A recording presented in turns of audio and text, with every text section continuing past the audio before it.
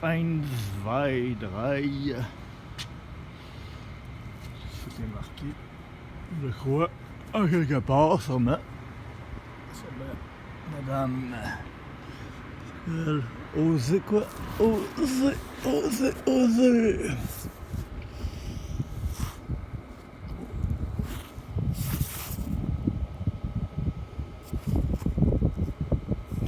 As-tu gagné, elle? Elle a pas enlevé les connates. D'ailleurs, elle en a mis partout. On a fait mettre, sûrement pour elle les amis.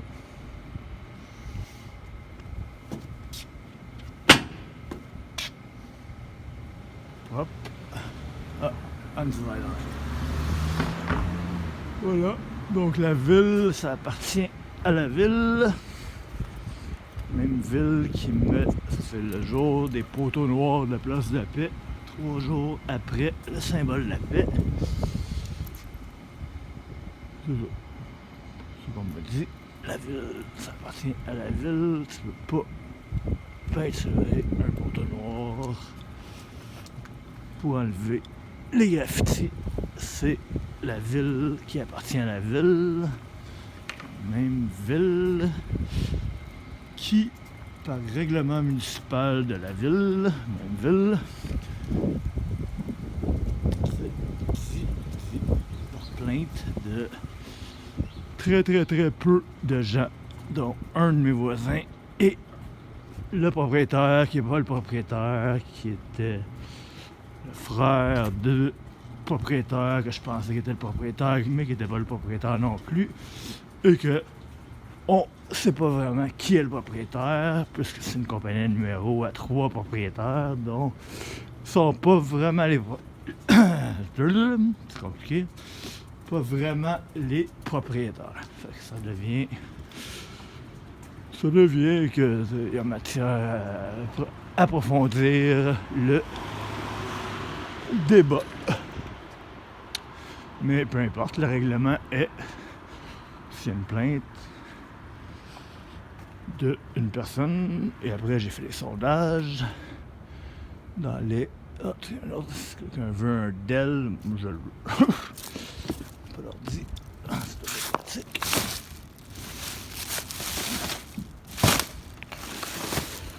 Dell I. Bon. Anyway.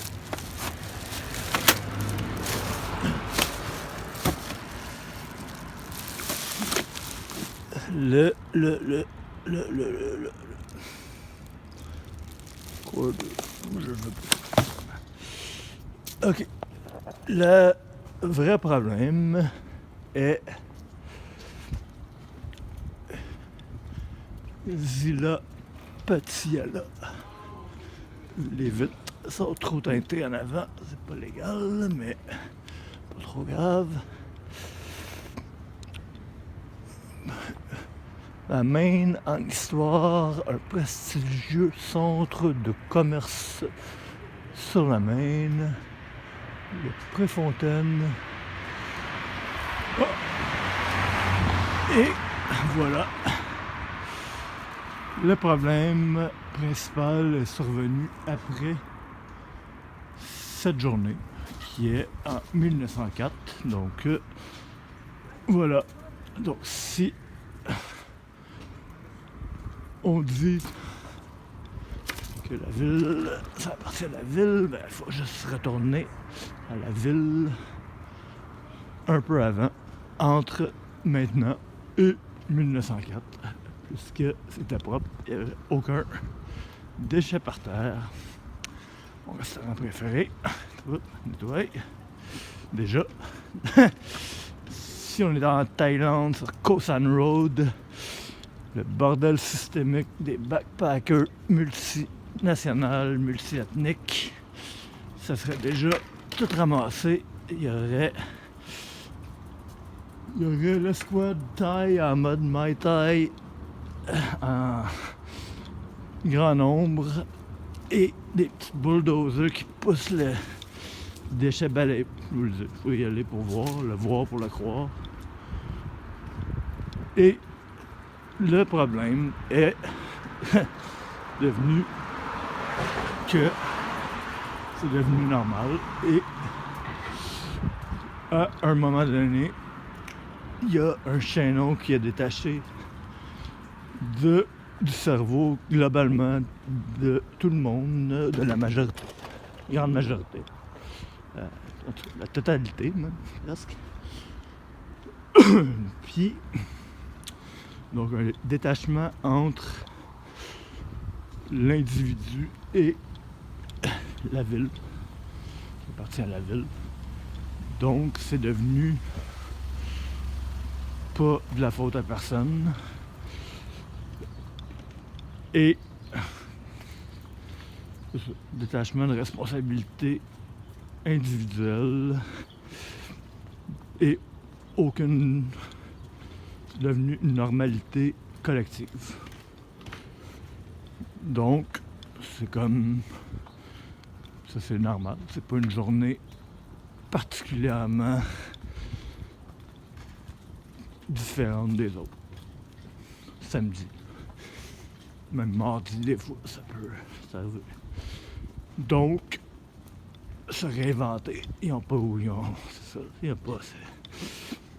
C'est impossible pour les gens. C'est la seule chose qu'on peut réinventer, c'est revenir en arrière. Pas réinventer, mais rewinder, ça serait ça, exactement. Donc là, il n'y a aucun employé. Fait que là, dans le fond, c'est normal de laisser le plus de bordel, aucune forme de volonté d'éduquer les gens qui pêchent des bicycles. Ça, c'est pas des amendes, c'est pas de la police, c'est juste la normalité de la personne en arrière qui voit quelqu'un pitcher un déchet, faire de quoi. C'est comme tranquillement. Et il y a moyen de faire le changement, de revenir en arrière en re-responsabilisant les gens, en expliquant que c'est les enfants qui vont être pognés avec la normalité qui est devenue acceptable au fil du temps. Et le plan pour surtout, c'est ça, exactement, c'est de là mon point de volonté de correction de mon éviction, sous prétexte d'avoir parfois trop de bordel devant chez nous. Je sais très bien qu'ils n'ont pas aimé les voisins, surtout que je fasse un open devant le balcon avec Wi-Fi pour les coucous du camping d'Hochelaga, qui est le tout du tout prouvant que les voisins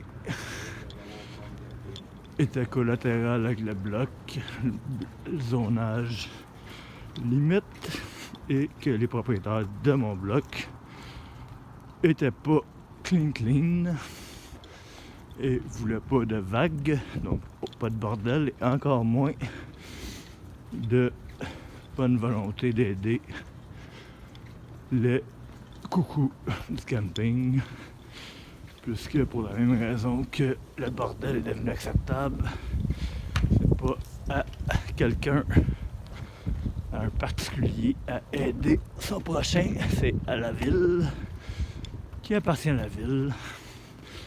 Et ça va être un autre débat. On va commencer par la base. Donc, pourquoi moi, dans Hochelaga, si beaucoup de misère en ce monde ne sont pas dues à l'ignorance, mais toute ignorance est source de misère, quelque part en 1600 quelque chose,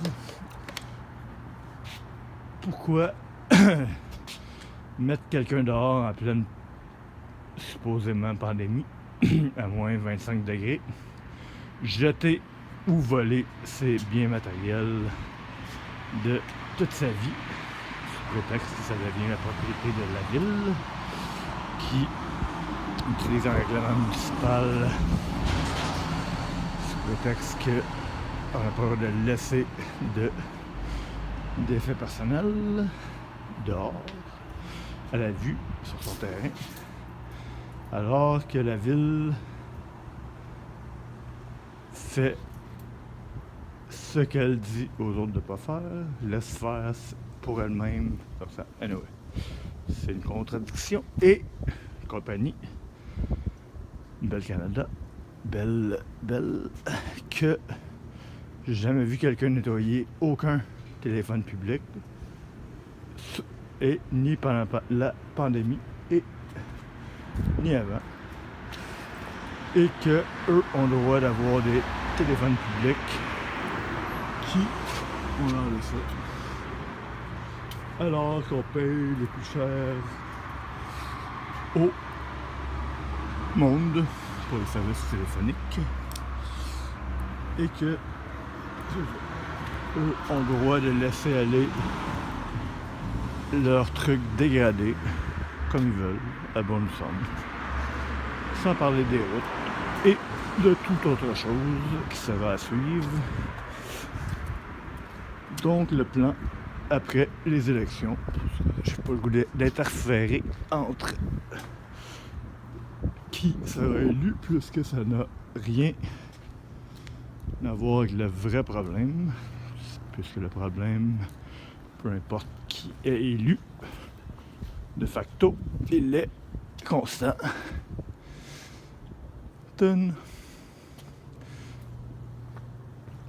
Le vrai problème que je cible, donc ça va être pas à moi à faire le travail, j'ai quelques suggestions, mais ça n'existe pas nulle part à être aussi pire, et il y a des endroits que c'est infiniment mieux. Donc on va aller faire le tour de la planète. Comment? Les journalistes, c'est leur job. D'accord? Oui. Et on va voir ce qui se fait ailleurs, dans des pays idéalement surtout que je suis allé, comme ça je vais pouvoir m'assurer qu'ils disent pas de la bullshit comme ça peut arriver des fois dans les médias avec les journalistes de nos jours. Et je vais poser les bonnes questions, écrire.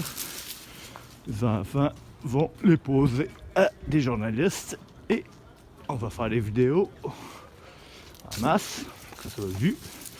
On va avoir de l'air épais, mais c'est le seul moyen, je crois, d'avoir de l'air globalement épais pour se sentir individuellement responsabilisé, collectivement avoir de l'air épais. Et là, ceux qui sont vraiment responsables n'auront pas le choix de dire ah ok, d'ailleurs, ou de peu importe, qui de droit, ou il n'y aura pas le choix soit de dire oui tout de suite, ou d'expliquer pourquoi ils ne veulent pas. Et on va s'obstiner un peu, mais j'ai pas mal rien d'autre à faire, fait que voilà, c'est ça. Donc, plutôt que poursuivre la ville, j'ai le goût de m'amuser. Bonne journée.